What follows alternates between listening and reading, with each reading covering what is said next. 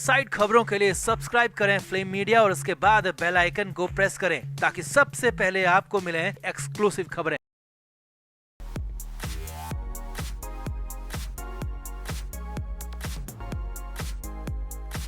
अब पिछले करीब एक साल से उद्धव ठाकरे और उनकी पार्टी लगातार राज ठाकरे को पटाने की कोशिश कर रही है, लेकिन राज ठाकरे ने पहले लोकसभा चुनाव में और उसके बाद विधानसभा चुनाव में उद्धव ठाकरे को साफ साफ कह दिया कि वो किसी भी कीमत में उनके साथ नहीं आने वाले। अब ऐसे पार नहीं पड़ी तो उद्धव ठाकरे और संजय राउत अब राज ठाकरे के दिए बयानों का समर्थन कर रहे हैं, वो भी सरेआम मीडिया के सामने। जी हाँ, हाल ही में संपन्न हुए कुंभ को लेकर राज ठाकरे ने एक ऐसा बयान दिया था जिस पर काफी बवाल मचा था और अब उसी बयान को लेकर एक बार फिर से महाराष्ट्र की सियासत में विवाद होता दिख रहा है। और अब हैरानी की बात यह है कि राज ठाकरे के उसी बयान को उद्धव ठाकरे और संजय राउत पूरी तरह सपोर्ट कर रहे हैं। तो क्या है पूरा मामला, आपको भी दिखाते हैं। क्या वाकई में उद्धव ठाकरे अभी भी राज ठाकरे को पटाने की कोशिश कर रहे हैं या फिर बीजेपी के खिलाफ कोई हथकंडा अपनाने के लिए वो राज ठाकरे के बयान का समर्थन कर रहे हैं? तो आपको पूरी खबर दिखाते हैं। आप भी वीडियो को शेयर करें और अपनी राय कमेंट बॉक्स में जरूर दें।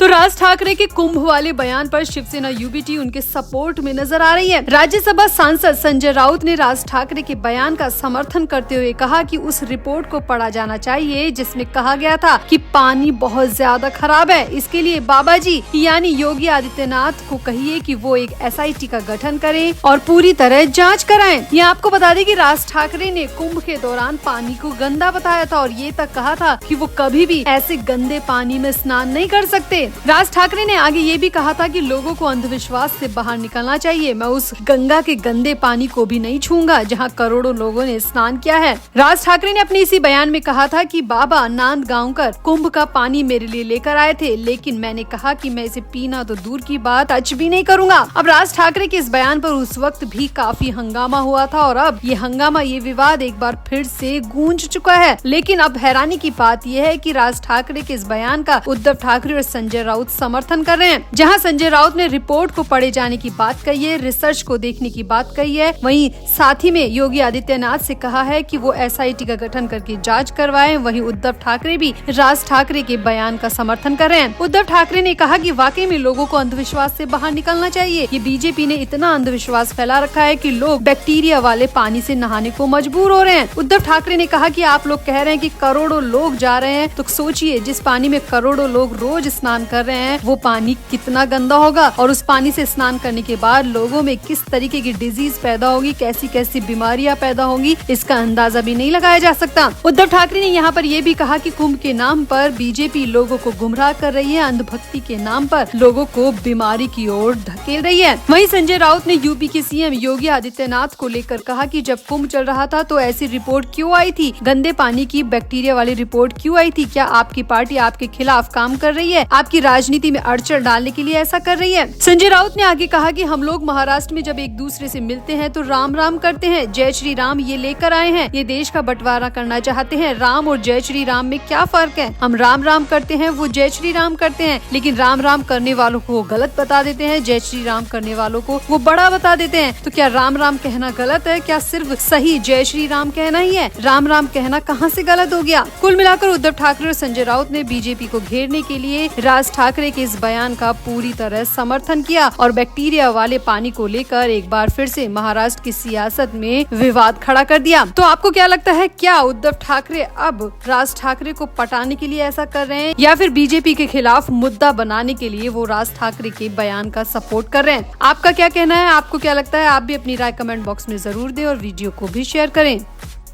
तो महाराष्ट्र के मुख्यमंत्री देवेंद्र फडणवीस ने बड़ा बयान दिया है जिसके बाद महाराष्ट्र की सियासत में कोहराम सा मच गया है। फडणवीस ने कहा कि महाराष्ट्र में किसी भी राजनीतिक दल या राजनेता से उनके रिश्ते खराब नहीं हैं। सबसे बातचीत होती है, सब फोन उठाते हैं। ये बात अलग है कि अगर उद्धव ठाकरे ने मेरा फोन उस वक्त उठा लिया होता तो आज बात कुछ और होती। दरअसल Devendra Fadnavis money control wealth summit 2025 के कार्यक्रम में पहुंचे थे और वहीं पर फडणवीस ने कहा कि उनके रिश्ते किसी भी राजनेता से या फिर राजनीतिक दल से खराब नहीं है, सबसे उनकी फोन पर बात होती है। यहाँ पर फडणवीस ने हंसते हुए कहा कि उद्धव ठाकरे ने मेरा फोन उठा लिया होता तो आज बात कुछ और होती। अब जैसे ही देवेंद्र फडणवीस ने उद्धव ठाकरे का नाम लिया तो मीडिया वालों ने भी पूछ लिया कि क्या उनकी उद्धव ठाकरे या शरद पवार से बातचीत होती है, उनके विपक्ष से रिश्ते कैसे हैं। तो इस पर फडणवीस ने तपाक से कहा कि रिश्ते कभी भी बहुत खराब नहीं रहे। हाँ, एक बात जरूर है कि बीच में महाराष्ट्र की राजनीति में ऐसा मकाम आया था जब पॉलिटिकल विरोध की जगह दुश्मन की तरह बातें होने लगी थी। हम लोगों को भी टारगेट किया गया था, लेकिन मैंने चुनकर आने के बाद पहली सभा में ही कहा था कि हम बदले के लिए नहीं बल्कि बदलाव के लिए काम करेंगे। मैं किसी से बदला लेना नहीं चाहता, मैं बदलाव करना चाहता हूँ, मैं संवाद करना चाहता हूँ। मेरा फोकस सिर्फ डेवलपमेंट के लिए है।